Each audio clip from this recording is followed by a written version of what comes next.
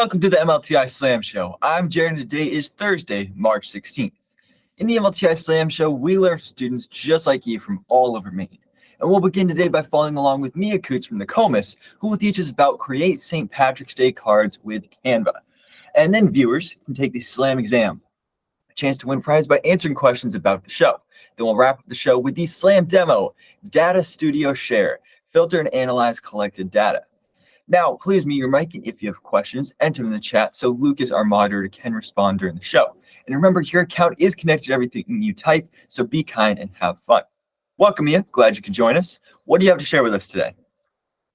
Hi, Jared. Hi, everyone. I'm Mia, and today I'm going to be sharing how to make St. Patrick's Day postcards on Canva. So the first thing that you're going to want to do is go to Canva, and let me just present my screen. So the first thing you're going to want to do is you're going to want to go to canva.com, and you should open up to a screen like this, or it might make you sign in if you're not already signed in, and you can just go log in with Google and use your Google account for that. And so the first thing that I'm going to do, since we're making a postcard today, I'm going to go to where it says print products, and then the postcard should be somewhere along this front line. If not, scroll and you should be able to find it. And I'm going to create a blank postcard. And so Canva is starting this new thing, a desktop app, and it's been doing a lot of trying to switch you over to the desktop app, but just click continue in browser instead. It'll be a lot easier for especially this purpose today. And so the first thing that you're going to want to do is you're going to want to go to canva.com, and then once you get there, you're going to go to the print products tab, and then it'll ask you what you want to do under there, and you're going to choose postcard. And I was just talking about here we have some options. We have file, which is how you can export, resizing, the width, the height, and the actual dimensions, centimeters, millimeters, inches, how to title, and then uploading it at the end. And just for the sake of my own personal error, I'll go back over this. So it's St. Patrick's Day, so we're going to do something green, but first we don't want this plain white background, so we're going to go over here to background. And since it's St. Patrick's Day, it's green, I'm going to look up green. And I kind of like glittery stuff, so I'm going to try and find a green glittery background if I can.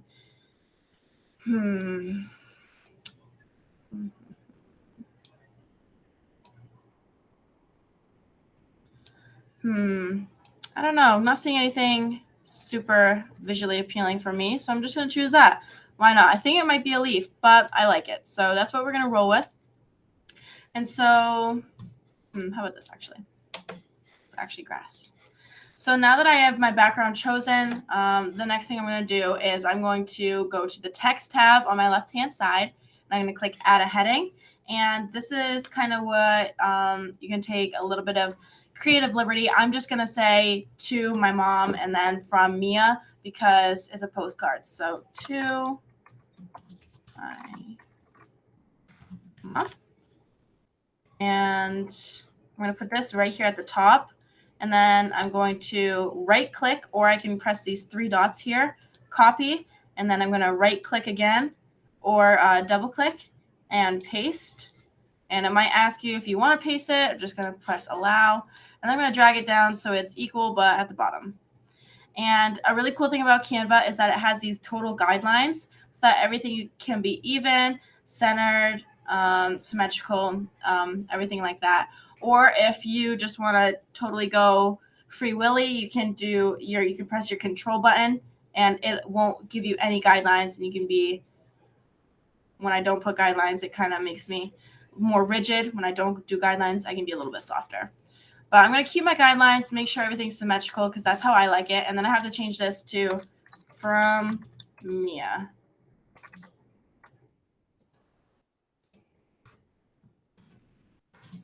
Okay, and I don't like that that's bolded, and I really don't like this font at all. So I'm going to click the fonts tab up here at the top, and I'm just going to find something that I like. And I like this, and I'll change this one. And I'm going to leave the color black for now. Maybe once I add some different things, that's when I'll change it. So the next place I'm going to go on my Canva website is I'm going to go to the Elements tab over here. And I'm going to put a bunch of St. Patrick's Day stuff in here. So the first thing is obviously has to be a pot of gold. So I'm going to go pot of gold. And there's a bunch of different options, graphics, photos, frames, videos. But for the sake of this, just go to graphics. And you should have a bunch of different options. Let's see and find one that we like. I like this one because it has shamrocks around it and just kind of gives me good luck vibes. So when I put it in, it starts at 0 degrees, so totally just flat how it comes. But when I grab this little rotation, or this little button right here, I can drag it and rotate it however I like. So I'm going to do -25, just so it's a cute little diagonal, and put it in my corner. And if I wanted to, I could grab any of these 4 white dots right here and resize them however I like. So I'm just going to make it a little bit smaller so it fits in there better. And just like that, now I have a pot of gold. And I want to make this postcard super visually appealing, so I'm gonna add 4 graphics to it. The next thing I'm thinking of St. Patrick's Day, I'm just gonna look up shamrock. And there are a bunch of options, but I kind of like this one. I can use this as a border, but the color doesn't really match the theme of the rest of my postcard here, so I'm going to go for a darker green. And something cool about Canva is that it will recognize the colors that are already in your document, and if you have photos, it'll recognize the color of your photos. So I'm just going to grab this, some matching. I'm going to resize it so that it fits, but now I don't like how it covers up my pot of gold, so I'm going to right click or double click or click these 3 buttons here, and then, sorry, not the 3 buttons. Oops. I'm going to sorry. Okay, never mind. Something is not, it's a little bit different than I remember. Anyway, so I'm just going to make it a little bit smaller so that it doesn't cover up my pot of gold, because I don't want to cover up my pot of gold. I like my pot of gold. But what I am going to do is I'm going to copy it and I'm going to bring it to the other side so that it's a little bit more symmetrical. And there. So now it's even. Okay. I figured it out. Whew. All right. So now that I have that looking kind of symmetrical, have a cute little shamrock background, I'm going to bring in a leprechaun. Okay. That is a hard word to spell. Luckily, I'd already looked it up, so I didn't have to do too much work. But there's a bunch of different options here. I already have a pot of gold, so I don't want the one that's in a pot of gold. I like this guy with his thumbs up. He's looking pretty happy.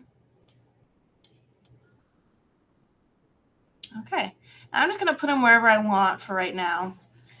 And so I'm going to, now that I have both of those, I am kind of missing the big part of St. Patrick's Day where I say Happy St. Patrick's Day. So what I'm going to do now is I'm just going to look up St. Patrick's Day and see if I get any images or graphics so I can put in here and make it look super cool. And I have this green one here, but I have a lot of green. I have this one. Oh, I can change the color of this one. How about that? I'm going to resize it so it fits the middle. And I'm going to change the color to gold to match my pot of gold. And another cool thing about Canva is that you can look up colors. So I'm just going to look up gold, see what comes up. You want to make sure that it doesn't clash with your background, that it's visually easier to read. So that one's kind of hard to read. So I'm going to find one that's a little bit easier to read. Oh, that one's easy to read. And it's kind of gold, so that's cool. But now the black sticks out more than the gold, and I don't want that. So now is a perfect time to change the color of that to the yellow. The same yellow. That way it's a little bit matchy. And my postcard is still looking a little bit boring, so let's just add one more thing. I'm going to add a rainbow.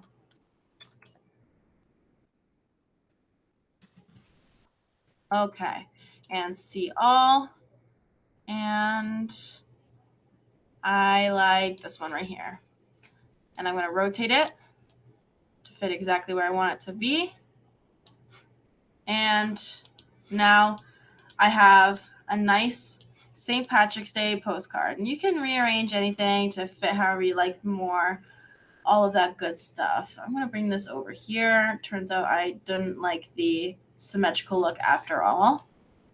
But yeah, and that's how you make a St. Patrick's Day postcard. The last thing that we're going to do so that we can send it to whoever we want or anything like that is I'm going to title it something that I'm going to remember it. And probably to my mom is not super rememberable. But what I am going to do is I'm going to name it St. Patrick's Day postcard.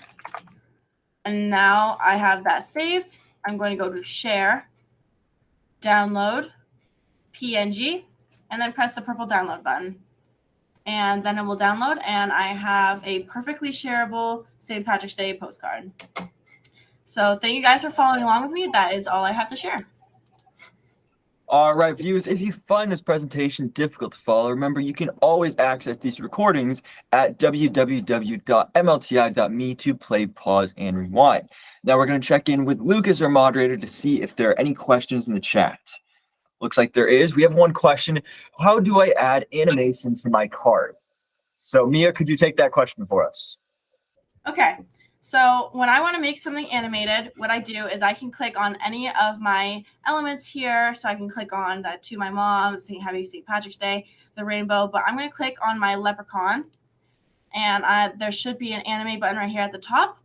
And so there's a bunch of different options I can choose from, but I'm going to go with drift, so it's nice and subtle. And this is one of the super cool things about Canva that makes it super user-friendly for slideshows and things that are like that for school. And if I wanted to save this with the animation, now I would have to go to share, download, and save it as a GIF. So that way when I save it, it'll be able to move and not just be a solid image without my animation. And that's how you make something animated. All right, and thank you for coming on the show and teaching us how to create St. Patrick's Day cards with Canva. Now, Slammers, get ready to click the link in the chat to take the Slam exam, a one-question quiz about today's show topic. You have until the next episode to answer the question and be entered in the prize drawing. Only your first entry will count, and the others will be removed. Then we'll announce the winner in the next episode. That way, everyone has a chance to take the Slam exam, even if you're not able to join us live. I will give you a code for you to type in so everyone has the same amount of time. Now, the Slam exam question from last episode was, which way color tile make the indie robot go? Was it right, left, or straight? And the correct answer was right. And the winner was AP from rsu13.org. So congratulations, the Slam team will reach out to you to get that prize to you. So be sure to be checking your email. Now, before we ask this week's Slam exam question, let's check out this week's Slam demo.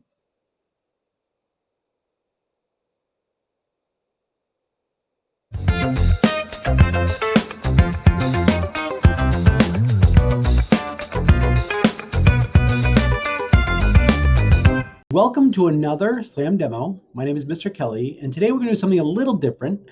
This is going to be an extended demo because it's going to be a little bit geeky. We're going to work with spreadsheets today and some data manipulation.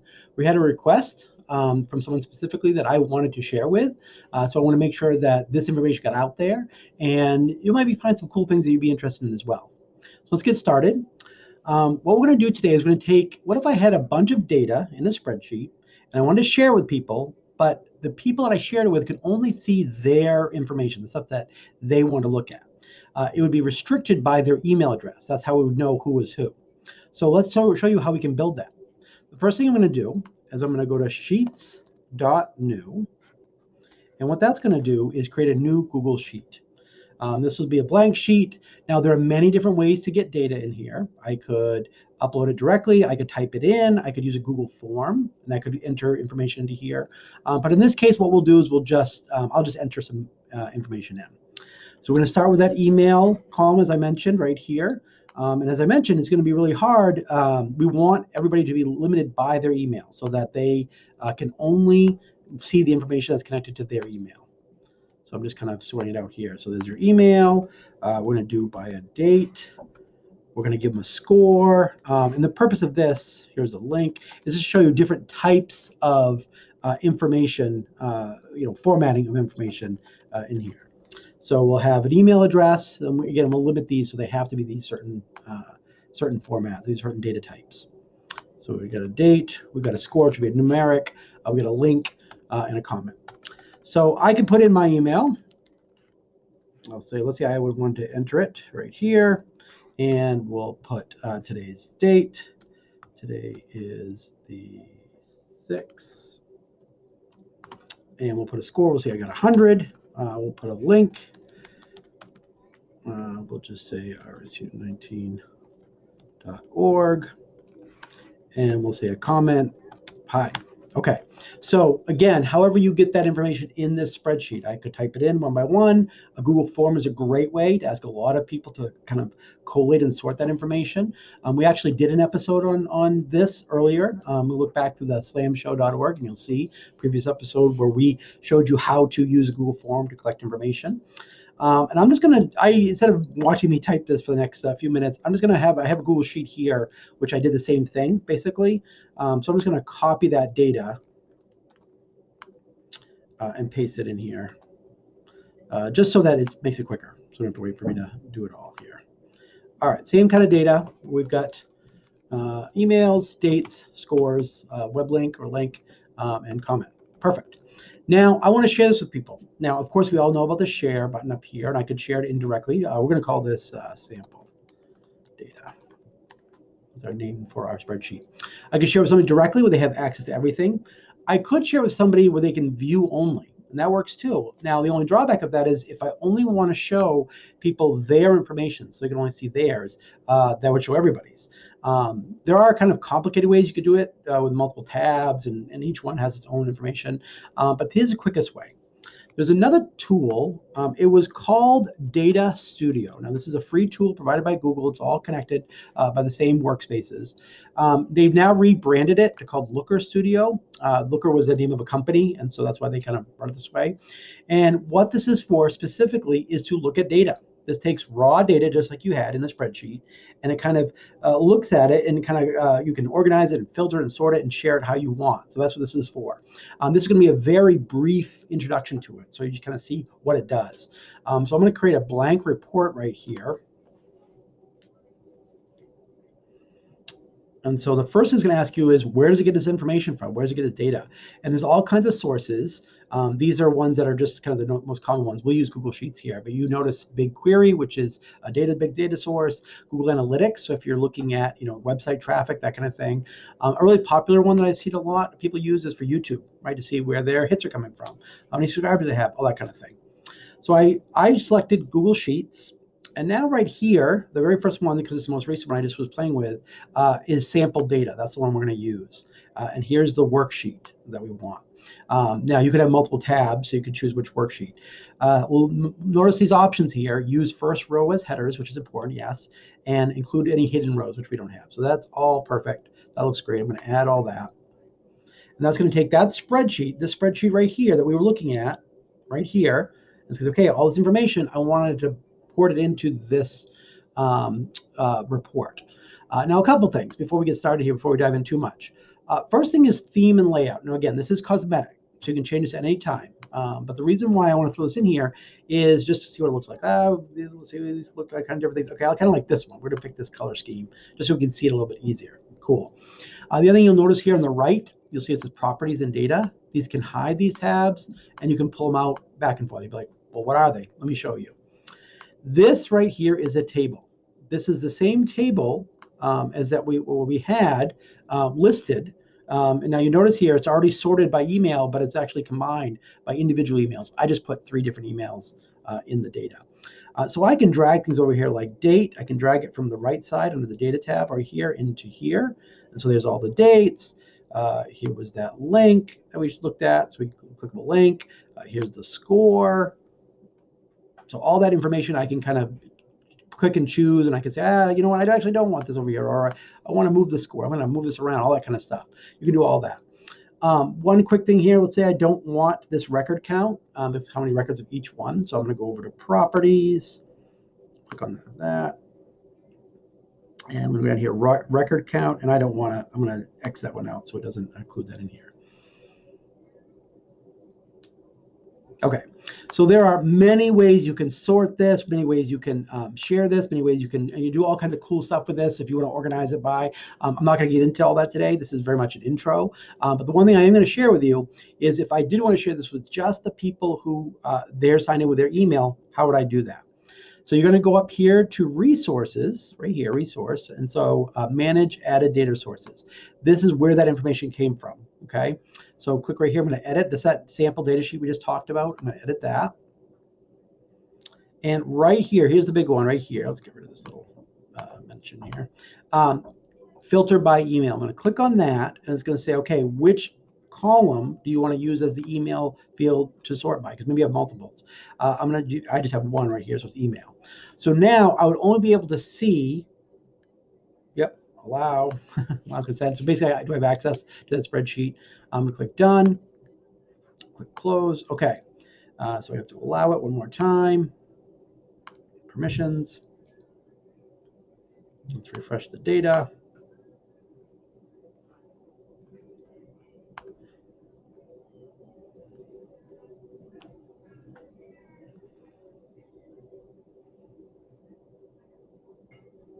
All right.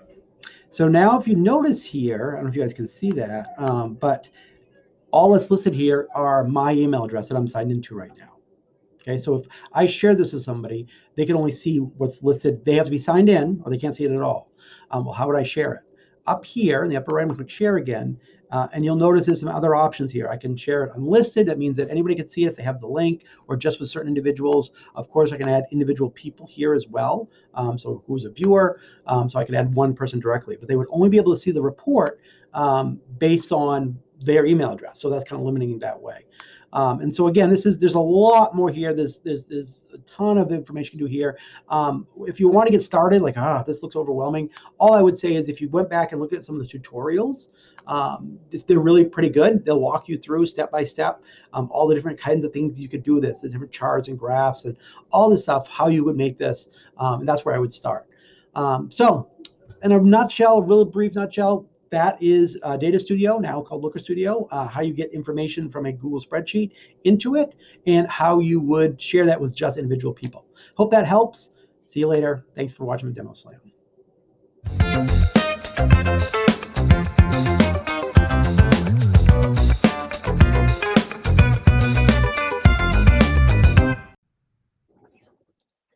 All right, and thanks for the information about that, Mr. Kelly. Now let's get ready for the SLAM exam. Our moderator will put the watching this live. Of course, visit mlti.me and click the SLAM exam link at the top to enter your answer. You can only enter once, anytime before next week's show. The passcode for this episode is 824. And the SLAM exam question is, what do you call the size and face of a set of type? Format, font, or flaunt? Okay, we'll announce the winner, randomly select from all correct answers next episode. So good luck. The Maine Department of Education is issuing a call for student and educator team session proposals for any of the 3 events that are part of the 20th annual MLTI Student Conference. The event is in May, and if your SLAM team is interested in participating, visit mlti.me and click the link for more information. Thanks everyone for joining today's MLTI Slam Show. Thanks to our presenter Mia Coots, our moderator Lucas, and director Aiden. Now, Slammers, if you have questions, would like to make comments, or share the work you created today on the show, visit www.mlti.me and contact us. Those of you in the live stream right now, stick around for the after show live discussion. Student leadership ambassadors, stay curious. We'll see you next time.